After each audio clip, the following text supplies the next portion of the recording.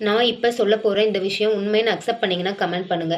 லைஃப்ல இப்ப நம்ம வாழ்ந்துட்டு இருக்க, வாழப் போற ஒவ்வொரு நாளும் மத்தவங்கள திருப்திப்படுத்துறதுக்காகவும், அவங்க இத செஞ்சா தான் நம்மள நல்லவன்னு சொல்லுவான். அப்படின்னு கௌரவத்துக்காக உங்க வாழ்க்கைய வாழ்ந்து தயவு செஞ்சு வேஸ்ட் பண்ணாதீங்க. உங்க வாழ்க்கைய உங்களுக்காக வாழுங்க. உங்க மனசாட்சிக்கு உண்மையா வாழுங்க.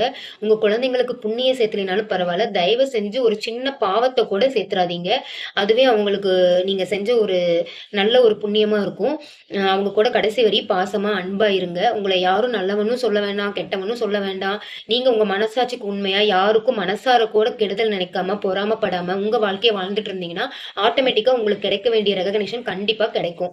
ஸோ உங்களால முடிஞ்ச ஹெல்ப்ப யாருக்காவது பண்ணுங்க. இல்லையா, அவங்களுக்கு ஒரு ஆதரவா ஒரு 4 வார்த்தை பேசுங்க. யாருக்குமே கெடுதல் நினைக்காதீங்க. ஏதோ போறான் பாரு குடும்பத்த கெடுத்துவேன். அந்த பேர் நம்மளுக்கு வேண்டவே வேண்டாம்.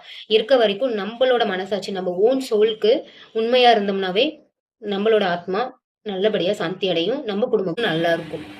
உண்ம தானே?